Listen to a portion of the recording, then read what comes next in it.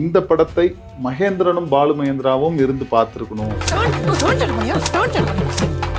போனேன், நான் போகும்பொழுது நான் இருந்த லுக்கை பார்த்துட்டு, ஆனால் நான் உங்களை வேற ஒரு கேரக்டருக்காகவும் வர சொன்னேன், இன்னொன்று தோணுது, நீங்க அதான் எனக்கு பண்ணி கொடுங்கன்னு சொல்லி முடிச்ச உடனேவே ஷார்ட் கட்டுன உடனே எனக்கு என்னன்னா பகத் ஃபாசில், வடிவேலு இப்படிப்பட்ட நடிகர்கள் எல்லாம் ஹேண்டில் பண்ணி முடிச்சுட்டு ஊர்காரங்களை எல்லாம் நடிக்க வச்சுக்கிட்டு எங்களை கூப்பிட்டு வேலை வாங்குறாரு அப்படிங்கும்போது எனக்கு வந்து மல்லிப்பூ சாங்குன்னு ஒரு சாங் நடிக்கிறப்போ வரைக்கும் தெரியாது. சிம்புக்கு வைக்க வேண்டிய சாங்கு ஒரு ஃபீமேல் ஆர்டிஸ்ட் பிடிச்சி அவங்களுக்கு நம்ம சாங் வச்சிருவாங்க, நம்ம நடுவில் தான் வருவோம் அப்படின்னு நினைச்சேன். அந்த சாங்லயே வந்து என் கண்ணெல்லாம் தொடச்சு விட்டு அப்படி எல்லாம் தட்டுறதெல்லாம் இருக்குல்ல, ரொம்ப லேட்டரா இப்பதான் எனக்கு தெரியும் அது வந்து விஜய் சேதுபதி பண்ணுறதுக்காக அவர் வச்சிருந்த ரோல். அன்னைக்கு நான் கிட்டத்தட்ட ஒரு 10 படம் வந்து ஜிம்பாய்ஸ்ல வந்து நான் போயிருக்கேன். சண்டைக்கோழி 1, ஆஞ்சநேயா. அப்பவுமே அஜித்தோட நடிச்சிட்டீங்க, அனிமேல் நடிப்பேன்னு தெரியாது. ஆமா, விஜயோடய பண்ணிருக்கேன், திருப்பாச்சி. ஓகே. நான் சாதி மறுப்பு திருமணம் பண்ணுவேன். எனக்கும் எங்க அப்பாவுக்கும் பெரிய சண்டையாச்சு. ஒரு 4 வருஷம் வீட்டுக்கு போகாம இருந்தேன். இப்போ வரைக்கும் இந்த உலகத்துல வேற யாரும் என்ன நம்புறது இல்லை, இன்க்ளூடிங் என்னுடைய ஒய்ஃப் வரைக்கும். Jayachandran Gold and Diamonds, now at Palikatnai. GTயோட உங்க ஹாலிடே சூப்பர் ஸ்பெஷல் தான். GT Holidays, South India's #1 travel brand.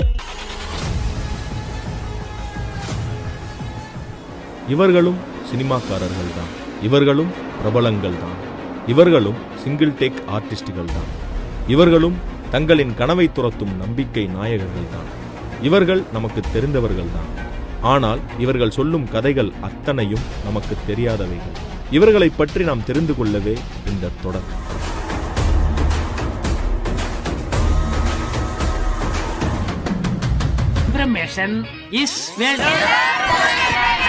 பத்மநாதா வணக்கம். ரொம்ப மகிழ்ச்சி உங்க கூட உட்காந்து பேசுறது. ஒரு வீட்டுல ஒரு மூத்த அண்ணன் கூட உட்காந்து பேசுற மாதிரி தான் உங்களை திரையில பார்க்கும்போதும் சரி, சந்திக்கும் போதும் சரி, அப்படியான ஒரு மனநிலை தான் எனக்கு எப்பவுமே உண்டு. உங்களுடைய சினிமாவை வந்து டீட்டெயில்டா பேசணும், அதுல இருந்து நாங்க நிறைய விஷயங்களை எடுத்துட்டு போகணுங்கிறது மட்டும்தான் எங்களுடைய நோக்கம். நம்ம சினிமாக்குள்ள வந்து ஒரு இடத்த வந்து அடையணும், இந்த ஒரு ஹைட்டை ரீச் பண்ணணும் அப்படின்னு ஒன்று இலக்கு இருக்கும், அதை நோக்கி நம்ம பயணப்பட்டுட்டு இருப்போம். ஆனா சினிமா அவ்வளோ சாதாரணமா வந்து நம்மளை வந்து அந்த இடத்துல கொண்டு போய் விட்டுறாதுங்கிறதா நிறைய பேர் சொல்றது. உங்களுக்கு அப்படி நடந்த சில இக்கட்டான சூழல் இல்ல ஏமாற்றம் அடைந்த சூழல் அப்படி ஏதாவது ஒண்ணு நடந்திருக்கும்ல? 1, 2 இல்ல, அது சினிமா நம்மளை அடிச்சு துவச்சி தொங்க விடாம விடாது. அதெல்லாம் பார்த்துட்டு அவன் தாங்குறானா, பாடி தாங்குதா அப்படின்னு தெரிஞ்சுக்கிட்டு அதுக்கு பிறகு செலக்டட்னு சொல்லும். அது நிறைய இருக்கு, இப்போ வரைக்கும் துவச்சிட்டு தான் இருக்கு, அது வேற விஷயம். நான் இருந்தானா சில அங்கீகாரங்கள் இல்லாம போகும்பொழுதுதான் ரொம்ப கொடூரமா மனசு பாதிக்கும். எனக்கு வந்து மற்றபடி பொருளாதார சிக்கல்கள் வரும், நம்ம பணம் இல்லாம இருப்போம், அப்படிங்கறதெல்லாம் தாண்டி ஒரு வேலை பார்ப்போம். நான் இணை இயக்குனராக வேலை பார்த்து கிட்டத்தட்ட ஒரு 5 படம் வந்து எனக்கு வந்து பெயர் போடாமல் இருக்கு. அந்த 5 படமும் நல்ல படங்கள் ரிலீஸ் ஆயிடுச்சு. ஓகே. அந்த இயக்குனர்களுக்காக நான் உயிரை கொடுத்து வேலை பார்த்திருக்கேன், அந்த படத்துக்காக நான் உயிரை கொடுத்து வேலை பார்த்திருக்கேன். ஆனா நான் ஒரு படைப்புக்கு உண்மையா இருக்கணும் அப்படின்னு நினைப்பேன். யாருக்கும் நம்ம வந்து அவங்களுக்கு சினிமாக்காரர்களை நான் நம்புறது இல்லை, சினிமாவுக்காக வேலை பார்ப்பேன், சினிமாவை நம்புறேன். ஆமா, அப்படி இருக்கும் பொழுது அவங்களுக்கு எனக்கும் சின்ன வேறுபாடுகள், கருத்து வேறுபாடுகள் கடைசியில வரும். ஏன்னா நம்ம வேலையெல்லாம் முடிஞ்சதுக்கு அப்புறம் நம்ம தேவை இருக்காதுங்கும் பொழுதுதான் அவங்க அதை வெளிப்படுத்துவாங்க. அது வரைக்கும் கம்முன்னு இருப்பாங்க. நம்ம வந்து உழைப்பு அவங்களுக்கு தேவைப்படும், என்னோட உழைப்பு எனக்கு அதுதான் மிகப்பெரிய. அந்த மொமெண்ட்டை எப்படி நீங்க கடந்து வருவீங்க? அப்ப அடுத்த படத்துல கஷ்டமா இருக்கும், ரொம்ப ரொம்ப கஷ்டமா இருக்கும். அப்போ நான் ஒரு கட்டத்துல என்ன நினைச்சேன்னா, நான் ஒரு 5-6 படம் நான் வந்து பிகினிங்ல எனக்கு அந்த பேர் வராமலே வரும்பொழுது அப்ப யோசிச்சேன், அசிஸ்டன்டே பேர் வாங்காம டைரக்டர் ஆக போற ஒரே டைரக்டர் நானா தான் இருப்பேன் அப்படின்னு எடுத்துக்கிட்டீங்க. ஆமா, அப்படித்தான் எடுத்துக்கணும். என் நண்பர்கள்ட்ட அதான் சொல்லுவேன், அசிஸ்டன்டே பேர் வாங்காம டைரக்டர் ஆக போற ஆள் நானா தான் இருப்பேன் அப்படின்னு சொல்லுவேன். ஆனா அதுக்கு பிறகு நான் ஜிஎன்ஆர் குமரவேலன் மாதிரியான ஆட்களோட இருக்கும்பொழுது அவங்களாம் ரொம்ப தங்கமான ஆட்கள். அவங்க அவர் தான் எனக்கு முதல்ல ஹரிதாஸ்ல வந்து டைட்டில் கொடுத்தாரு. எனக்கு டைட்டில்னு நான் வந்து அசிஸ்டன்ட் டைரக்டர்னு நான் ஃபீல் பண்ணது வந்து ஹரிதாஸ்ல தான் எனக்கு கொடுத்தாரு. அது வரைக்கும் நான் எனக்கு டைட்டில் வர சொல்ல போனா உங்களுக்கு மத்த படத்தை தாண்டி நோட்டபிளான படத்துல தான் உங்களுடைய டைட்டில் வருதுங்கிறதே. ஆமா, சூப்பர் தான். அதனால எனக்கு அது ரொம்ப சந்தோஷம். அது இதுல இருந்து நீங்க கேட்ட மாதிரி இது மாதிரியான சிக்கல்கள் இதுல வரும். இன்னும் ஒண்ணு, இங்க நம்ம கெட்ட பேர் எடுக்காம இருக்கணும் அப்படின்னு நினைச்சோம், இல்ல எல்லாருக்கும் நல்லவனா இருக்கணும்னு நினைச்சோம்னா நம்ம தான் முதல் பலி. அது நிறைய இடங்கள்ல நான் அனுபவிச்சேன். தாண்டியாச்சு, அதெல்லாம் தாண்டியாச்சு. பிகினிங்லயே நீங்க 4 அடி வாங்கினதுக்கு பிறகு உங்களுக்கு மறத்துறோம், நீங்க அதுக்கு தயாராயிருவீங்க. ஃபர்ஸ்ட் ஷாட் உங்களுக்கு நடிகரா ஒரு ஃப்ரேம் வைக்கும்போது அப்ப இருந்த மனநிலையா சொல்லுங்களேன். ரொம்ப ரொம்ப அது எப்ப சரியான நடந்ததுன்னு கேள்வி, சொல்லுங்க. சரியான கேள்வி. நம்ம வந்து ஷூட்டிங் பார்க்க போகணும் அப்படின்றதுக்காக தான் நம்ம வந்து நடிக்க போறோம். நம்ம வந்து நடிக்கிறதுக்காக போகல. அப்ப ஆரம்பத்துல நான் சொல்றது சண்டைக்கோழி படம், Lingusamy sir direction, Vishal sir நடிச்சாங்க, ஜீவா சார் கேமராமேன். அவருடைய கேமரா எப்படி இருக்குன்னு நமக்கு தெரியும், லட்டு மாதிரி இருக்கும். இப்போ லால் சார் வீட்டுக்குள்ள வந்து லால் சாரை வந்து ஒரு சின்ன பையன் குத்த வந்துருவான். லால் சாருக்கு பின்னாடி நான் நிப்பேன். ஓகேங்களா? இப்போ அவங்களுக்கு அந்த ஷார்ட் கம்போசிங்ல இன்னும் ஒரு பெர்ஸ்பெக்டிவ்ல ஒரு ஷார்ட் தேவைப்படுது. சார் எனக்கு க்ளோஸ் வச்சாரு, ஜீவா சார், லிங்குசாமி சார் சொல்லிட்டாங்க. ஆனா எனக்கு நடிக்க வரல. ரொம்ப கொடூரமான மொமெண்ட். அதுல அசோசியேட் சிவாஜின்னு ஒருத்தர் இருப்பாரு, ராமுன்னு ஒருத்தர் இருப்பாரு. இவங்க 2 பேர் வந்து எனக்கு சொல்லி தராங்க. எனக்கு வந்து எனக்கு பண்ணணும்னு ஆசையா இருக்கு, ஆனா என்ன பண்ணணும்னு தெரியல. ஏன்னா நம்ம அதுக்கான நாலேஜோட நான் அங்க போய் சேரல. ஆனா திடீர்னு ஒரு ஜீவா சாரோடைய கேமரா அவரோட இதுல எனக்கு ஒரு டைட் க்ளோஸ் வைக்கிறாரு அப்படிங்கும்போது எவ்வளவு பெரிய கொடுப்புன்னு அது. அதை என்னால பயன்படுத்திக்க முடியல அன்னைக்கு. அப்போ வந்து நான் ஏதோ ஒரு ஒப்பத்தின படத்துலயும் இருக்கு அந்த ஷாட், இப்போ வரைக்கும் இருக்கு, மேனேஜ் பண்ணியிருக்கேன். ஆனா எனக்கு அந்த மொமெண்ட் தான் இப்ப நான் முன்னாடி நான் வந்து தேடி தேடி போய் நான் வந்து ஆக்டிங் ட்ரைனிங் கத்துக்கிட்டேன்னு நான் சொன்னேன் பாத்தீங்களா. எனக்கு அந்த வெறியை கொடுத்தது அந்த மொமெண்ட் தான். ரொம்ப அசிங்கமா இருந்தது. என்ன இது நீ ஒரு தொழிலுக்குன்னு வந்திருக்க, அப்ப அந்த தொழிலை முழுமையா கத்துக்காம நீ எப்படி ஈஸியா ஏமாத்தக்கூடாது, அது அன்ப்ரொஃபஷனல் இல்ல அது அப்படின்ற எண்ணம் எனக்கு அங்கதான் கொடுத்தது. ரொம்ப வருத்தப்பட்டேன். ஆனா எல்லாருமே எனக்கு பாசிட்டிவா இருந்தாங்க. சிவாஜிலாம் அன்னைக்கு அதுல ஒர்க் பண்ணவர்லாம் ரொம்ப வந்து டே செம்மையா இருக்கு, உன்னோட முகம் ரொம்ப நல்லா இருக்கு, நீ தயவு செய்து கொஞ்சம் அதை இது பண்ணிடு, கொஞ்சம் நீ ட்ரெயின் ஆயிட்டீங்கன்னா டைம் ஒன்னு நீ போற இடமே வேற அப்படிலாம் சொல்லி எனக்கு நிறைய மோட்டிவேட் பண்ணாங்க. அதுக்கு பிறகுதான் நான் நடிக்க கத்துக்கிட்டேன். ஆனா நடிகனா நான் மாறினது 2019. அப்ப நீங்க யோசிக்க மாட்டீங்க நான் டைரக்ஷன் தான் சரி நம்ம டைரக்ஷன் டிபார்ட்மெண்ட் தான் போறோம், ஆனால் நடிப்பை கத்துக்கணும் அப்படிங்கறத நான் ரொம்ப தெளிவா அதுல அப்பவே முடிவெடுத்து நான் அதுக்காக வேலை ஆரம்பிச்சேன். ஃபர்ஸ்ட் நான் போய் ஜெயராவ் தான் மீட் பண்ணேன். ஜெயராவ் மாஸ்டர் தான் மீட் பண்ணி அவர்கிட்ட தான் கத்துக்க. சினிமாக்குள்ள வந்துட்டீங்க, நிறைய படங்கள் சின்ன சின்னதா கிடைக்குது, பெரிய ரோலும் கிடைக்குது. இந்த இடத்துல நீங்க மறக்க முடியாத ஒரு இயக்குனர் உங்களுக்கு கை தூக்கி விட்ட, இந்த படத்துக்கு அப்புறம் தான் என்னோட லைஃப் ஒரு மாதிரி மாறுது, இந்த இயக்குனர் நான் மறக்க மாட்டேன் அப்படின்னா யார சொல்றீங்க? ஒருத்தவங்கன்னு இல்ல, அது 2-3 பேர் இருக்காங்க. மாரி செல்வராஜ் ஃபர்ஸ்ட் சொல்வீங்க நான் எதிர்பார்த்தேன். செல்வராஜ் அண்ட் கௌதம் மேனன். ஓகே, வெந்து தணிந்தது காடு. என் காலத்துக்கும் நான் நன்றி சொல்ல வேண்டிய ஒரு மிகப்பெரிய ஒரு என்ன சொல்றது பெரிய விஷயத்தை செஞ்சு கொடுத்துட்டாரு. ஆக்சுவலா நீங்க எதிர்பார்த்திருக்கவே மாட்டீங்கல்ல, மல்லிப்பூ சாங்னு ஒரு சாங் நடிக்கிறப்போ வரைக்கும் தெரியாது, சிம்புக்கு வைக்க வேண்டிய சாங், ஆனா இல்ல எதுவும் மாத்தி வச்சிட்டீங்களா எனக்கு அப்படின்னு கேட்டீங்களா? இல்ல அத நாங்க என்ன சொல்ல, சில மொமெண்ட்குள்ள போய் நிற்கும் பொழுது விரும்மாண்டியில சொல்லும்போது சந்தோஷம் என்னன்னு அதை அனுபவிக்கும் போது தெரியாதுங்கும் பொழுது அந்த மொமெண்ட்ல நம்ம வந்து நின்றுட்டு இருக்கோன்றதே ரொம்ப சந்தோஷமா இருந்தது. அதை தாண்டி அதை பத்தி எதுவுமே அதை போய் நம்ம ஆராய்ச்சி பண்ணவே நமக்கு தயாரா இல்லை. மதியானம் தான் கேட்டோம் சாங்க, அது வரைக்கும் அதுல இப்படி ஒரு சாங் இருக்குன்னே எங்களுக்கு தெரியாது. அப்படி கிடைச்ச ஒரு வாரம் அது எனக்கு வந்து அவரை நான் எப்பயுமே வந்து எங்கேயும் நான் அந்த நன்றியை சொல்லிட்டு தினமும் காலைல எந்திரிச்சு அந்த படம் பார்க்கும்போது எனக்கு 2 விஷயம் தோணுச்சு. ஒண்ணு, சிம்பு மாதிரியான ஒரு நடிகர் வந்து அவரு இருக்கிற ஸ்கிரீன் ஸ்பேஸ்ல ஒரு பாட்டை வந்து இன்னொருத்தருக்கு கொடுக்குறாரு, இப்படி ஒரு பாட்டை கொடுக்குறாரு. 2வது, ஜிவிஎம் மாதிரியான ஒரு டைரக்டர் அவர் படத்துல வந்து ஒரு பாட்டை வைக்கிறாரு, ஆனா அது வந்து ஹீரோக்கு வைக்கல. இது 2மே நான் பாக்குறேன், 2 வித்தியாசமா இருக்கு. இது 2க்கு கனெக்டடா இருக்கிற ஆள் வந்து நீங்க தான். சோ அந்த மொமெண்ட் எப்படி நடந்தது? அவங்க எப்படியும் ஜிவிஎம் சொல்லியிருப்பாருல்ல, இந்த பாட்டை நீங்க தான் எடுத்துன்னு போறீங்க அப்படின்னு சொல்லியிருப்பாருல்ல, அந்த மொமெண்ட் சொல்லுங்க. சாங் இருக்கு அப்படின்னு மட்டும் சொன்னாரு. என்னன்னா அந்த மொமெண்ட்ல ஒரு 4 சீன் இருக்கும் அப்படின்னு சொல்லிதான் எனக்கு அந்த படம் கமிட் பண்ணாங்க. ஒரு 4 சீன் இருக்கும்னே, நல்லா இருக்கும்னே, ஹீரோ வரும்பொழுது நீங்க வந்து அவருக்கு அகைன்ஸ்டா இருக்கிற மாதிரி இருப்பீங்க, அப்புறம் அவர் வந்து உங்களோட இன்ஸ்பிரேஷன்ல தான் அவரு டிரான்ஸ்ஃபர்மேஷன் நடக்கும், கேரக்டர் டிரான்ஸ்ஃபர்மேஷன் உங்களால தான் நடக்கும், அப்படி ஒரு 4 சீன் இருக்கும்னா அதோட முடிஞ்சிடும் அப்படின்னு தான் சொன்னாங்க. அப்போ ஒரு நாள் போன்ல பேசுற மாதிரி ஒரு சீன் இருக்குன்னா அப்ப உங்க ஒய்ஃப் ஒரு 4 வரி பாடுவாங்க, நீங்க ஒரு 4 வரி பாடுவீங்க அப்படிங்கிற மாதிரி சொன்னாங்க. அது ஒரு பழைய பாட்டு, வேற ஒரு பாட்டு, அப்படிதான் நாங்க ஃபிக்ஸ் ஆகி இருந்தோம். அப்போ அது பண்ணும்போது அந்த சீனை பண்ணிடலாங்கும்போது இந்த சாங் முடிஞ்சதுக்கு பிறகு நான் வந்து படுக்கிற சீன் ஒண்ணு இருக்கும், குடிபோதையில வந்து விழுந்து கிடப்போம் போலீஸ் வர்றதுக்கு முன்னாடி. அந்த சீனை முந்தின நாளே ஷூட் பண்ணாங்க. ம். அப்ப ஷூட் பண்ணும்பொழுதுதான் சார் வந்து இந்த மல்லிப்பூ சாங்கோடைய தத்தகாரம் சொல்றாரு. ம். ஏன்னா குடிபோதையில நம்ம அதுக்கு முன்னாடி இருந்த மொமெண்ட்டை நினைவுபடுத்திட்டு அவன் படுக்கட்டும்ன்றதுனால எல்லாருமே அப்படி சிங்கிள் ஷாட்ல வந்து அப்படியே செட்டில் ஆவாங்க. ஆமா. செட்டில் ஆகும் பொழுது ஒரு எம்டியா ஒரு டார்க்னஸ்குள்ள இருந்து ஒரு குரல்ல அந்த ஒரு தன்னான தானன தானனா அப்படின்னு வரும். ம். அது அந்த ஷாட் ரொம்ப அற்புதமா இருந்தது. அந்த ஷாட் முடிஞ்ச உடனே அப்பதான் எனக்கு வந்து இந்த சாங்கு வருது. என்ன சாங்குன்னு லிரிக் தெரியாது. இப்படி ஒரு தத்தகாரம் சொல்லி என்ன சொல்றாரு. இது மாதிரி நீங்க வந்து ஹம் பண்ணிக்கிங்க அப்படின்றாரு. அதை சொல்லி முடிச்ச உடனேவே ஷாட் கட்டுன உடனே சிம்பு வந்து எழுந்து கொண்டாடினார். அந்த மொமெண்ட் சூப்பரா பிடிச்சி. ஏன்னா அந்த மூட் அப்படி செட் ஆயிருந்தது. அவ்வளவு சூப்பரா இருக்குங்க. அதுக்கு அடுத்த நாள் வந்து நாங்க ப்ராக்டிஸ்க்காக பார்க்கும்பொழுதுதான் இந்த சாங் ஃபுல்லா கேட்குறோம். ஓகே. கேட்கும் பொழுது என்ன சொல்றதுன்னே தெரியல. என்ன இவ்வளோ அற்புதமான ஒரு பாட்டா இருக்குது. அப்புறம் இதுக்குள்ள என்னென்னலாம் பண்ணுவாங்க. எப்படியும் ஒரு ஃபீமேல் ஆர்டிஸ்ட் பிடிச்சி அவங்களுக்கு நம்ம சாங் வச்சிருவாங்க. நம்ம நடுவில் தான் வருவோம் அப்படின்னு நினைச்சேன். அப்படியும் இல்லை. என்னன்னா சிங்கிள் ஷாட்ல பண்றாங்க. ஒரு சந்தோஷம். இது அனுபவிக்கலாமா வேண்டாமா, இது முழுசா கிடைச்சிருமான்ற மாதிரி தான் இருந்தது எனக்கு கடைசி வரைக்குமே. ஏன்னா அதுக்கு பிறகும் என்னமோ மாற்றங்கள் நடக்கும் சினிமாவில்.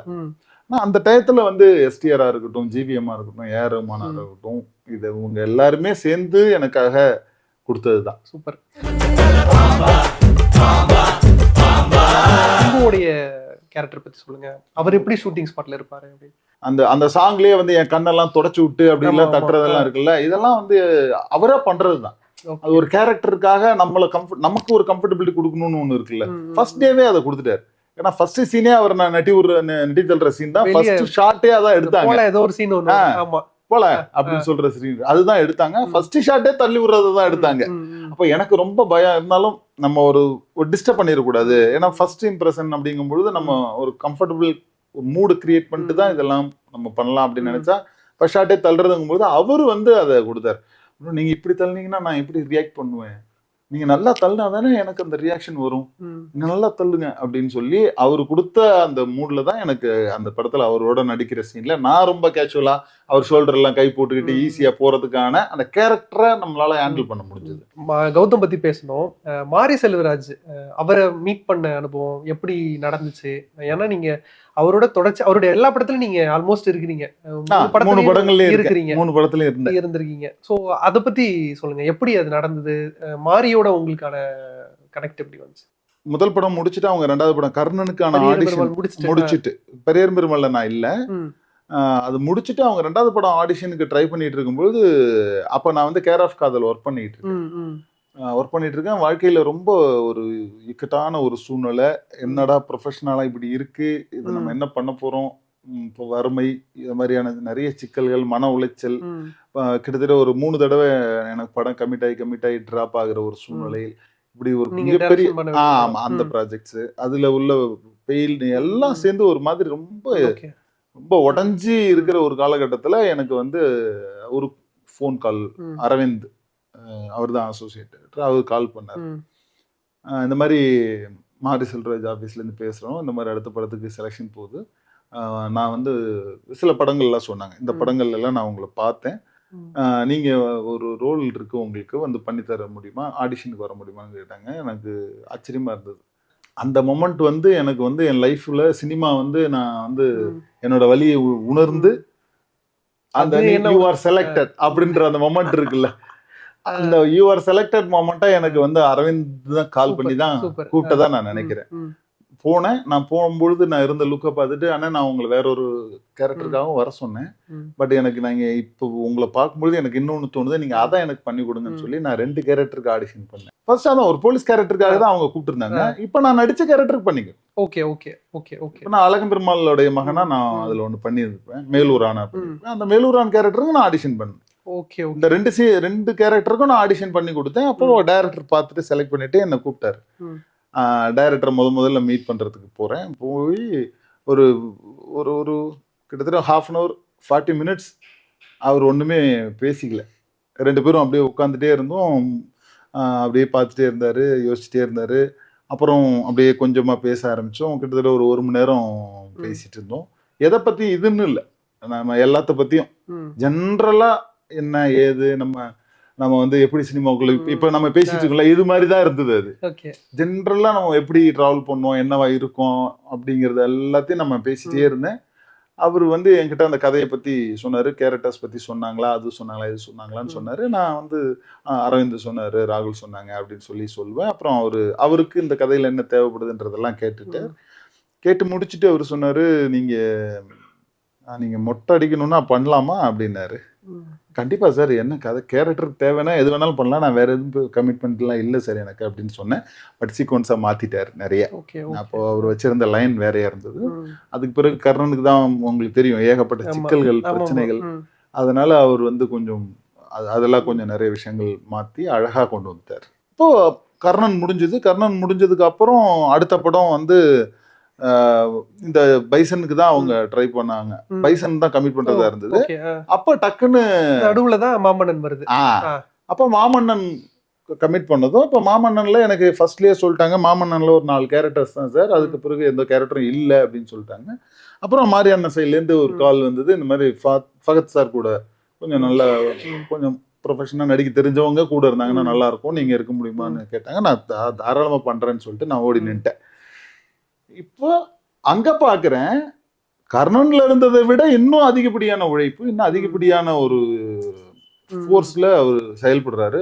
பயங்கரமா இருக்கு. இன்னும் என்னடா இந்த மனுஷன் இன்னும் இங்க போய் ஒரு வெற்றி கிடைக்க ஒரு மனிதன் தன்னை அப்படியே கொஞ்சம் அது இல்லாம இவர் இன்னும் உழைப்பு இன்னும் அதிகப்படுத்துறாரு, அவருடைய அந்த வேட்கை இன்னும் அதிகப்படுத்துறாரு. அப்படிங்கும்போது எனக்கு ரொம்ப பிடிச்சிருச்சு மாமன்னன். அப்போ திடீர்னு கால் பண்ணி எனக்கு வாழையோடைய வாய்ப்பு. இயக்குனர் வந்து இதுக்கு முன்னாடி படங்கள்ல வந்து தனுஷ், லாலு, ஃபகத் ஃபாசில், வடிவேலு, கீர்த்தி இப்படிப்பட்ட நடிகர்கள் எல்லாம் ஹேண்டில் பண்ணி முடிச்சுட்டு அப்படியே எல்லாரையும் தூக்கி அப்படி வச்சுட்டு வந்து நாங்கெல்லாம் ஊர்காரங்களை எல்லாம் நடிக்க வச்சுக்கிட்டு எங்களை கூப்பிட்டு வேலை வாங்குறாரு. அப்படிங்கும்போது எனக்கு வந்து ஆச்சரியமா இருந்தது. அவரு என்ன ரீசன் எனக்கு புரியல. ஒரு டைரக்டர் வந்து அடுத்தடுத்த படங்கள்ல நீங்க இருக்கணும்னு நினைக்கிறாருன்னா ஏதோ ஒண்ணு உங்களுக்கு நீங்க என்னன்னா எங்க டைரக்டர் அவரே பேட்டியில சொல்ற ஒரு விஷயம் என்னன்னா, அவர் படங்கள்ல நடிக்கிற முகங்கள் வந்து அவருக்கு எங்கேயோ கனெக்ட் ஆயிருக்கும். ஓகே. ஏதோ அவர் சொன்னது என்கிட்ட இல்ல, அவர் பேட்டிகளை பார்க்கும்போது நான் தெரிஞ்சுக்கிட்டது. எனக்கு என் படங்கள்ல நடிக்கிற கதாபாத்திரங்கள் வந்து ஏதோ ஒரு விதத்துல அவருடைய லைஃப்ல இருக்கிற எல்லாத்துமே சம்பவங்கள் தானே எடுக்கிறாரு. அப்படி பார்க்கும்போது ஏதோ ஒரு விதத்துல ஒரு முகமும் அவருக்கு கனெக்ட் ஆயிருக்கணும். அப்ப ஏதோ ஒரு விதத்துல இந்த முகம் எனக்கு கனெக்ட் ஆயிருக்கு அவருக்கு. அப்படிங்கும் பொழுது எனக்கு சந்தோஷம். என்னன்னா கர்ணன்லயும் சரி மாமன்னன்லயும் சரி ஆப்போசிட் சைட்ல கனெக்ட் ஆயிருந்தது. இந்த முதல் முறையா வந்து வாழையில மட்டும்தான் வந்து இந்த பக்கத்துல இருந்து நான் அது கனெக்ட் ஆயிருக்கு. இந்த சினிமா அப்படிங்கிற ஒரு விஷயம், நான் சினிமாக்குள்ளதான் போறேன், அங்கதான் என்னுடைய அடுத்த ஒரு பரிணாமம் இருக்க போகுது அப்படிங்கிற பாயிண்ட் வந்து உங்களுக்கு ஒரு இடத்துல தோணி இருக்கும்ல, அது எப்போ நடந்தது, எப்படி நடந்தது? சின்ன வயசுல என்னோட மூத்த சகோதரி கற்பகம்னு இருக்காங்க, டீச்சர் ட்ரைனிங் படிச்சு இந்த ஓவியம் வரைகிறது, கவிதை எழுதுறது, இது எல்லாமே அவங்க ரொம்ப அழகா பண்ணுவாங்க. இப்போ வரைக்கும் நல்ல கவிதைகள் எழுதுறவங்க. எனக்கு அங்கிருந்தே இந்த ஆர்ட் அப்படிங்கிற ஒரு விஷயங்கள் வந்து கனெக்ட் பண்ண ஆரம்பிச்சிருச்சு. பிகினிங்ல வந்து ஃபர்ஸ்ட் நம்ம வந்து படம் வரைகிறது, ஓவியத்துல பயங்கர ஆர்வமா இருந்தது. அதுக்கு பிறகு வந்து கவிதைகள் எழுதுறது, அதுக்கு பிறகு கதை எழுதுறது, தனித்தனியா ஒவ்வொரு டிபார்ட்மெண்டா போய்கிட்டு இருந்தது. 10th முடிச்சுட்டு 11th போகும்பொழுது அடுத்தது நம்ம ப்ரொஃபஷன் ஒண்ணு தேர்ந்தெடுத்தோம். இப்போ +2 முடிச்சிட்டோம்னா அடுத்தது நமக்கு ஒரு ப்ரொஃபஷன் தேவைப்படும். அதுக்கு தகுந்த மாதிரி தான் நம்ம படிச்சாகணுங்கும்போது இப்ப இதுல நம்ம எதை நோக்கி போறோம்? கவிதையில போறோமா, இல்ல கதைகள்ல போறோமா, இல்ல ஓவியத்து மாதிரி போறோமா அப்படின்னு பெரிய குழப்பம் இருந்தது. எனக்கு அந்த பீரியட்ல தான் வந்து நல்ல படங்களும் வர ஆரம்பிச்சது. அப்போ அதை பார்க்கும் பொழுது இது எல்லாமே, அதாவது எல்லா டிபார்ட்மெண்ட்ல இருக்கிற டாப் ஒர்க் வந்து சினிமாவுக்குள்ள வந்து சங்கமம் ஆகுதுன்றது என்னால உணர முடிஞ்சது. தோணுச்சு, நம்பிட்டேன், சினிமான்னு முடிவு பண்ணிட்டேன். Okay okay. ஆனா நீங்க வீட்டுல வந்து ஏதோ ஒரு இடத்துல சொல்லியிருப்பீங்கல்ல, இல்ல நான் இந்த வேலைக்கெல்லாம் போறது இல்ல, சினிமா. ஏன்னா யாரு சொன்னாலும் நம்மள வந்து சினிமான்னு சொன்னாலே ஏலியன் மாதிரி வீட்டுல பார்க்க ஆரம்பிச்சிருவாங்க. ஐயோ இது சரியில்லையே அப்படிங்கிற மாதிரி. அப்படி ஏதாவது உங்களுக்கு நடந்திருக்கும்ல வீட்டுல? ஃபில்ம் இன்ஸ்டியூட்ல சேரணும்ன்றது என்னோட ஆசை. ஃபில்ம் இன்ஸ்டியூட்ல சேர்ந்தா நல்லதுன்னு நினைச்சேன். அப்படி இருக்கும்னா ஃபில்ம் இன்ஸ்டியூட்ல வந்து ஆக்டிங்க்கு மட்டும் தான் டிகிரி இல்லாம சேர முடியும். மற்ற எந்த கோர்ஸ் சேரணும்னாலுமே அவங்களுக்கு டிகிரி மஸ்ட். இப்போ நம்ம ஒரு டிகிரி படிச்சோம்னா நம்ம எப்படியாவது சென்னையில போய் ஃபில்ம் இன்ஸ்டியூட்ல சேர்ந்துடலான்னு அது வரைக்கும் எங்க வீட்டுல நான் சினிமாவுக்கு போறோன்றத சொல்லல, ஆனா உள்ளுக்குள்ள இருக்கு. இப்ப இதுக்கு ட்ரை பண்ணும்பொழுது எங்க அப்பாவுடைய நோக்கம், என் சகோதரியோடைய நோக்கங்கள்லாம் வந்து நம்ம வந்து ஒரு பட்டய படிப்பு படிச்சோம்னா, டிப்ளமோ படிச்சோம்னாக்கா ஈஸியான ஒரு வேலைக்கு போறதுக்கான வாய்ப்பு இருக்கும் அப்படின்னுட்டு அவங்க அந்த சைடு மூவ் ஆனாங்க. அங்கேயே வந்து நம்ம சினிமாவை வந்து ப்ரொஃபஷனா கத்துக்கிட்டு போக முடியாதுன்றது அங்கேயே காலி பண்ணிட்டாங்க. அதனால எனக்கு அங்க அதுக்கு பிறகு நான் அவங்கள்ட்ட எதுவும் கலந்துக்கல. டிப்ளமோ முடிச்சேன். ஒரு 6 months ஊர்ல இருந்தேன். நான் எதுவுமே சொல்ல, நான் சென்னைக்குன்னு கிளம்பி வந்துட்டேன். அப்ப எங்க அண்ணன் இங்க சென்னையில இருந்தாரு. நான் அவரோட வந்து தங்கிக்கிட்டு ஏதோ ஒரு வேலைக்கு போறேன் அப்படின்னு நினைச்சாங்க. ஆனா நான் சினிமா தான் சுத்தினேன். அதுக்கு பிறகு சினிமான்னு தெரிய வந்ததும் பெரிய சண்டையாச்சு. எனக்கும் எங்க அப்பாவுக்கும் பெரிய சண்டையாச்சு. ஒரு 4 வருஷம் வீட்டுக்கு போகாம இருந்தேன். எங்கேயாவது பொது இடங்கள்ல தான் அவங்கள அம்மாவை மீட் பண்றதுன்ற மாதிரி இருந்தது. அதுக்கு பிறகு 1-2 படங்கள் நம்ம ஒர்க் பண்ண ஆரம்பிச்சதுக்கு பிறகு அவங்களுக்கு தெரிஞ்சது. ஆமா, 9 ரூபாய் நோட்டு ரிலீஸுக்கு அப்புறம் தான் சரி இவன் வந்து ஏதோ ஒரு இது தெளிவா தான் இருக்கான், பண்ணிடுவான் அப்படிங்கிற ஒரு ஹோப் அவங்களுக்கு கிடைச்சது. அது வரைக்கும் நான் வீட்டுக்கு போல. அம்மா வந்து சரி இவன் ஏதோ பண்ணிடுவான்னு நம்பினாங்களா? ஏன்னா அப்பா வந்து கோபப்படுறாருங்கும் போது அம்மாவுடைய இது என்னவா இருந்தது? இப்ப வரைக்கும் இந்த உலகத்துல வேற யாரும் என்ன நம்புறது இல்ல, இன்க்ளூடிங் என்னுடைய ஒய்ஃப் வரைக்குமே. அவங்களுக்கெல்லாம் டவுட் இருந்துட்டே இருக்கும். ஆனா என் தாய் எப்போதும் என்ன வந்து எந்த இடத்துலயுமே அவங்க இப்ப வரைக்கும் என்கிட்ட தான் சொல்றாங்க. இப்ப முந்தானத்து நான் ஒரு படம் ஷூட்ல இருக்கும்பொழுது அங்க என்ன நடக்குதுன்றதை நான் வேற யாருக்கும் இல்லை, எங்க அம்மாவுக்கு மட்டும்தான் சொல்லுவேன். ஏன்னா அவங்களுக்கு தெரியும், அதெல்லாம் வருவேடா, பாத்துக்கலாம்டா, பெரியாண்டவர் கூட இருக்காடா அப்படின்ட்டுருவாங்க. ஸோ அவங்களுடைய நம்பிக்கை தான் என்ன நகர்த்தி இருக்கு. இப்போ வரைக்கும் ஒரு மகனா நான் அவங்களுக்கு செய்ய வேண்டிய எதையும் பெருசா செய்யல. ஆனா அவங்க எனக்கு செஞ்சுட்டே இருக்கிறாங்க. உங்க பேர் வந்து கொஞ்சம் வித்தியாசமான பேர், பத்மன் அப்படிங்கிற பேர். அது உங்களோட ஒரிஜினல் பேர் அது இல்லைங்கிறது எனக்கு தெரியும். என்ன ரீசனுக்காக வச்சீங்க? சிவகுருநாதன் தானே ஆக்சுவல் பேர் உங்களுக்கு? ஆமா. எப்படி தெரியும்? இது நான் ஒரு ஃப்ரெண்ட் ஒருத்தட்ட பேசிட்டு இருக்கும்போது அவரு என்கிட்ட சொன்னாரு, அவர் பேர் வேற, சினிமாக்காக எங்க தாத்தா எனக்காக வச்ச பேரு, சர்டிபிகேட்டட் நேம் வந்து சிவகுருநாதன். இங்க வரும்பொழுது எனக்கு அது வந்து ஏதோ ஒரு விதத்துல ஒரு அடையாளத்தோட தெரியுமோ அப்படின்னு நினைச்சேன். நான் எனக்கு நியூட்ரலான ஒரு பேர் இருக்கணும்னு நினைச்சேன். எந்த ஒரு சாதி, மதம், மொழி எதுவுமே இல்லாம ஒரு பேர் இருக்கணும் அப்படின்னு நினைச்சேன் ஃபர்ஸ்ட். ரெண்டாவது, நான் ரொம்ப ரொம்ப சிரமப்படுத்தின பர்சன்றது எங்க அம்மா தான். எங்க அம்மா என்னை கூப்பிடும் பொழுதுலாம் எங்க அம்மா அங்க இருக்கணும்னு நான் நினைச்சேன். அது எங்க அம்மா பேர் பத்மாவதி, அதை நான் வந்து பத்மன்னு மாத்திக்கிட்டேன். சினிமாக்குள்ள வரணும்னு முடிவு பண்ணியாச்சு. முதல் வாய்ப்பு அப்படிங்கிறது, சினிமாவை வந்து ஃபர்ஸ்ட் மீட் பண்ண டைம் அது எப்படி இருந்தது? ஏன்னா ஃபர்ஸ்ட் நீங்க அசிஸ்டன்ட் டைரக்டரா தான் உங்களுடைய கெரியரை ஸ்டார்ட் பண்றீங்க போது எப்படி அந்த வாய்ப்புகள்லாம் கிடைச்சது? அதை எப்படி நீங்க சென்று அடைஞ்சீங்கிற மாதிரி சொல்லுங்க. அப்போ நான் வந்து கொஞ்சம் பிசிக்கா ஃபிட்டா இருக்கிறதுனால என்னோட நண்பர்கள் வந்து நீங்க வந்து கொஞ்சம் இந்த ஜூனியர் ஆர்டிஸ்ட் சைட்ல நீங்க போனீங்கன்னா, இல்ல ஜிம்பாய்ஸ் மாதிரி போனீங்கன்னா ஷூட்டிங்க்கு போலாம் அப்படிங்கிற ஒரு ஐடியா எனக்கு கொடுத்தாங்க. சரி, ஏதோ ஒரு விதத்துல நம்ம ஷூட்டிங் பார்ப்போம், அப்படியே லிங்க் ஏதாவது கிடைக்குதான்னு பார்ப்போம் அப்படின்னுட்டு நான் கிட்டத்தட்ட ஒரு 10 படம் வந்து நான் வந்து ஜிம்பாய்ஸ்ல வந்து நான் போயிருக்கேன். ரவுடியா, அதுல வந்து சண்டைக்கோழி 1, அப்புறம் ஆஞ்சநேயா, மன்மதன். அப்பவே அஜித்தோட நடிச்சிட்டீங்க. அனிமேல் நடிப்பேன்னு தெரியாது. ஆமா, விஜயோடய பண்ணிருக்கேன், திருப்பாச்சி. இந்த படங்கள்ல எல்லாம் வந்து நம்ம வந்து ஷூட்டிங் பாக்குறதுக்காக போறேன், அவ்வளவுதான். இங்க என்ன ப்ராசஸ் நடக்குது, ஒரு நம்ம கதை வருது, இதை எப்படி எக்ஸிக்யூட் பண்றாங்க, எப்படி நம்ம அசிஸ்டன்ட் டைரக்டர் ஆகணும், எப்படி நம்ம ஒர்க் பண்ணணும்ன்றத தெரிஞ்சுக்கிறதுக்காக போன படங்கள் இதெல்லாம். அங்க போகும்பொழுது எனக்கு நல்ல நண்பர்கள் வட்டம் உருவாச்சு. அப்ப அதுல கார்த்திகேயன் அப்படின்னு ஒரு நண்பர் வந்து என்ன அசிஸ்டன்ட் டைரக்டரா இன்னொரு கம்பெனில சேர்த்து வரேன்னு சொல்லிட்டு, ஒரு சின்ன கம்பெனி, அந்த படம் நடக்கல, பட் அவங்கதான் எனக்கு ஒரு வழி கிடைக்குது இல்லையா, அப்படிதான் அவன் போய் அசிஸ்டன்ட் டைரக்டரா வேலை பார்க்க ஆரம்பிச்சேன். அந்த டைம்ல என்ன சேலரி உங்களுக்கு? இப்போ ஜிம்மாயா போற டைம்ல ஒண்ணுமே கிடையாது. ஜிம்பாய்ஸா போகும்போது ஒரு நாள் எனக்கு அன்னைக்கு சம்பளம் வந்து ஒரு 200 ரூபாய் கொடுப்பாங்க, பட் கம்பெனில இருந்து 500 ரூபாய் வாங்குவாங்க. நம்ம கைக்கு 200 ரூபாய் தான் வரும், 200 ரூபாய் வரும். அது ஓகே, நம்ம அதை எதிர்பார்த்து போல. ஆனா அதுதான் மஸ்ட், நம்ம இங்க இருக்கணும்ல, சென்னையில இருக்கணும்ல, சர்வே பண்ணணும்ல. இப்ப நீங்க சினிமான்னு வந்து வாங்கின முதல் சம்பளம்னா அதுதான் 200 ரூபான்னு சொல்லலாம். ஆஞ்சநேயா படத்துல நான் வாங்கின சம்பளம், அடையாறுல பிரிட்ஜ் இருக்கு பாத்தீங்களா, அது பக்கத்துல வந்து கீழே ரிவர், அடையார் ரிவர் பக்கத்துல தான் ஃபர்ஸ்ட் நாள் ஷூட் நடக்குது. அவர் வந்து போலீஸ் ட்ரெஸ்ல வந்து அஜித் பேசுவாரு. அன்னைக்குதான் நான் போறேன். காலேஜ் ஸ்டூடெண்ட்ஸ் ஒரு 300 பேர் அங்க கிரௌடுக்கு இருக்கிறாங்க. அதுல ஒரு 4-5 பேர் வந்து அந்த காலேஜ்ல படிச்சிட்டு இருந்ததுல ஒருத்தவன் செத்து போயிட்டான்ற மாதிரி தான சீன். ஆமா. அந்த சீன்ல தான் நான் ஃபர்ஸ்ட் 200 ரூபா சம்பளம் வாங்கினேன். Super super. தங்கர் பச்சான்ட்ட போய் சேர்ந்தது எப்படி? அந்த இப்போ நம்ம அசிஸ்டண்டா ஒர்க் பண்றதுக்கு வந்துகிட்டே இருக்கோம், ட்ரை பண்ணிட்டு இருக்கோம். அப்போ அழகையில நமக்கு ஒரு மிகப்பெரிய தாக்கத்தை கொடுக்குது, ஆட்டோகிராஃப் பெரிய தாக்கத்தை கொடுக்குது. இப்படி நிறைய நல்ல படங்கள் அப்பதான் வர ஆரம்பிக்குது. இப்போ நம்ம போய் ட்ரை பண்றது, நான் எல்லாருக்கிட்டையும் ட்ரை பண்ணிட்டு இருந்தேன். எல்லாருக்கிட்டையும் ட்ரை பண்ணும்பொழுது இங்க வந்து எனக்கு வந்து அஜயன் பாலா அவர் வந்து எனக்கு கொஞ்சம் பழக்கமானார். இப்போ அஜயன் பாலா மூலயமா நான் பள்ளிக்கூடம் படம் பீரியட்ல வந்து நான் போய் ட்ரை பண்ணிட்டு இருக்கேன். அப்போ பள்ளிக்கூடத்துல நான் ஒரு சீன் நடிக்க வச்சாரு. அப்போ அவரும் நடிகனாதான் என்ன பார்த்தாரு. அப்போ சார் நான் ஒர்க் பண்ணணும் சார், ஒர்க் பண்ணிட்டு அதுக்கப்புறமா இல்ல நீ முதல்ல நடுறா அப்புறம் பாத்துக்கலாம் அப்படின்னுட்டாரு. அது முடிஞ்சதும் 9 ரூபாய் நோட்ல அவரு ஒரு சத்யராஜ் மகனா எனக்கு அவ்வளவு பெரிய கதாபாத்திரம் அவரு கொடுத்தாரு. ரொம்ப சந்தோஷம். ரொம்ப லேட்டரா இப்பதான் எனக்கு தெரியும் அது வந்து விஜய் சேதுபதி பண்ணுறதுக்காக அவர் வச்சிருந்த ரோல். அன்னைக்கு விஜய் சேதுபதி உடம்பு முடியல அப்படிங்கும் பொழுது இப்ப அதோட ஆப்ஷன்ல நான் அங்க வந்துட்டேன் அப்படிங்கிறது தான் அவர் என்கிட்ட இப்ப சமீபத்துல ஒரு நிகழ்ச்சியில சந்திக்கும் பொழுது என்கிட்ட தங்கர் பச்சன் சார் சொன்னாங்க. அது ரொம்ப சந்தோஷமா இருந்தது. ஆனா அதுக்கு பிறகு 9 ரூபாய் நோட்டுக்கு பிறகு நான் அவர்கிட்ட ஒர்க் பண்ணணுன்ற எண்ணம் போயிடுச்சு. நான் வேற இடங்கள்ல ட்ரை பண்ண ஆரம்பிச்சுட்டேன்.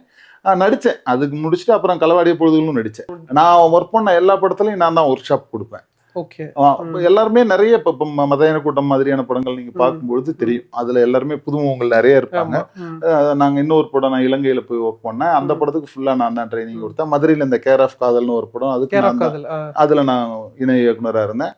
அதுலயுமே நான் தான் எல்லாருக்கும் ட்ரைனிங் கொடுத்தேன். இப்ப ட்ரைனிங் கொடுக்கறதுக்காக நான் கத்துக்கிட்டதுதான். அப்ப கத்துக்கிட்டு வரும்பொழுது எனக்கு ஆக்டிங்கும் நல்லாவே தெரிஞ்சிருந்தது. இப்போ நமக்கு ஆல்ரெடி நம்ம இயக்குனரா இருந்து டிராவல் பண்ணி ஒரு 8 படம் 9 படம் ஒர்க் பண்ணிட்டேன். இதுக்கப்புறம் திருப்பி நான் அதே வேலையை ரொட்டீனா செய்யும்பொழுது எனக்கு ரொம்ப கொஞ்சம் போரிங்கா இருந்தது. படம் பண்ணிடணும் அடுத்தது. அப்ப படம் பண்றதுக்கான வேலைகள்ல போகும்பொழுது அப்ப நம்ம சினிமா விட்டு வெளியில போய் ட்ரை பண்ணிட்டு வந்து படம் பண்ணோம், அதுக்கு முயற்சி பண்ணிட்டு இருக்க முடியாது. இப்ப இங்குள்ளேயே என்ன பண்ணலாம் அப்படிங்கும்பொழுது இதுக்கு நடுவில் நான் வந்து 9 ரூபாய் நோட்டு, அப்புறம் இதுல மதையான கூட்டத்துல ஒரு எஸ்ஐ ரோல் பண்ணிட்டு கொம்பன் கிடாரி இந்த மாதிரியான படங்கள்லாம் சின்னதா நடிச்சுட்டு வந்ததுக்கு அப்புறம் அதுவும் நண்பர்கள் எல்லாம் சேர்ந்துதான் சொன்னாங்க, அப்ப கொஞ்ச நாள் நீ நடியேன் அப்புறம் பாத்துக்கலாம் அப்படின்னுட்டு. அப்பதான் அது மாதிரிதான் நான் 2019ல வந்து ஒரு 2 வருஷம் நடிப்போம். நடிச்சுக்கிட்டே நம்ம படம் ட்ரை பண்ணுவோம்னு ஆரம்பிக்கும் பொழுது எனக்கு கிடைச்ச வாய்ப்புகள், கிடைச்ச படங்கள் என்னை முழு நேரம் நடிகனா மாத்திருக்கு. என்னைய பெரிய முதலாளி தங்கமா தான் தாங்கினாரு. பெரிய முதலாளிக்கு என் மேல பாசம் இருந்துச்சு இல்லையான்னு தெரியாது, ஆனா நம்பிக்கை இருந்துச்சு. ஃபேமிலி எப்படி உங்களுக்கு? பொதுவா நம்ம வந்து வெளியே, அதுவும் சினிமால வந்து ஒரு வேலையா போகிறோம், ஷூட்டிங் வெளியூர் போவோம், இல்ல ஒரு மாசம் காசு இருக்கும், இன்னொரு மாசம் காசு இருக்காது. இது எல்லாத்தையும் பின்னாடி தாங்குறது வந்து ஃபேமிலி தான். ஃபேமிலி பத்தி சொல்லுங்க. எனக்கு காதல் திருமணம் தான். ஓ சூப்பர். அதனால நான் சேஃப். இல்லைன்னா ரொம்ப கேள்விகள் இருந்திருக்கும். இப்போ காதல் திருமணங்கிறதுனால எனக்கு பிரச்சனை இல்லை. நான் சாதி மறுப்பு திருமணம் பண்ணுவேன். அதனால எனக்கு எந்த விதத்திலும் யாரும் வந்து என்னோட ப்ரொஃபஷனல் பத்தியோ என்னோட சம்பாத்தியத்தை பத்தியோ கேள்வி கேட்க வந்தது. என்னோட மனைவி ரொம்ப அற்புதமானவங்க. நான் என்ன கொடுக்குறேனோ அதுல மிக சிறப்பான ஒரு குடும்பத்தை அவங்க நடத்திடுவாங்க. மகன் 9th படிக்கிறார் கோவேந்தன், மகள் வந்து தானுவதனி 6வது படிக்கிறாங்க. நல்லா படிக்கிறாங்க. அவங்களுக்கும் பேரும் வித்தியாசமா தான் வச்சிருக்கீங்க. கோவேந்தன் தமிழ் பேர். கோனா அரசன் இல்ல, கோ அரசன். ராஜராஜன். அவன் வந்து ராஜராஜ சோழனுடைய 1000வது விழா அப்போ பிறந்தான். Okay okay. அதனால ராஜராஜன்ங்கிறது வந்து வடமொழி சொல்லா இருக்குது. அதை எப்படி தமிழ் படுத்தலாம், எப்படி நான் வந்து பத்மாவதியை எப்படி ஆண்பாலா மாத்தி பத்மன் வச்சுக்கிட்டேன்னா அது மாதிரி ராஜராஜனை வந்து கொஞ்சம் தமிழ் படுத்தி கோவேந்தன் அப்படின்னு வச்சேன். உங்க படத்தை எப்போ நாங்க எதிர்பார்க்கலாம்? இது இப்போ ஆக்டிங் ரொம்ப நல்லா போயிட்டு இருக்கு. இப்போ அடுத்தது வெற்றிமாறன் சார் ப்ரொடக்ஷன்ல மாஸ்க்னு ஒரு படம் கவின் கூட பண்ணிட்டு இருக்கேன். லிங்கம்னு ஒரு வெப் சீரிஸ் பண்றேன். தீவிர குலைகள் இருக்குன்னு ஒரு படம் பண்ணியிருக்கேன். இப்போ தூக்குநாங்குருவின்னு ஒரு படம் நான் வந்து ஒரு கூழாங்கல் மாதிரி ஒரு பேட்டர்ல ஒரு படம் உருவாகுது. ரமேஷ் சுந்தரமூர்த்தின் டைரக்டர், விஜய் மில்டன் சாரோட அசோசியேட்டு. ஒரு ரொம்ப அற்புதமான ஒரு படமா வரும். அந்த படத்தை நான் பெருசா நம்புறேன். அதுல வந்து நான் தான் லீட் ரோல் பண்ணிட்டு இருக்கேன். இப்போ இது கரெக்டா போனாதான் நல்லது. நம்ம எப்போ வேணாலும் படம் பண்ணிடலாம், அதுக்கான வேலைகளும் போகுது. பட் இந்த ஒரு சில வருடங்களுக்கு வந்து இப்போதைக்கு நம்ம வந்து நடிக்கிறதுல தான் முழு கவனம் இருக்கணும். நன்றி. Jayachandran Gold and Diamonds, now at Palikatnai. GTயோட உங்க ஹாலிடே சூப்பர் ஸ்பெஷல் தான். GT Holidays, South India's #1 travel brand.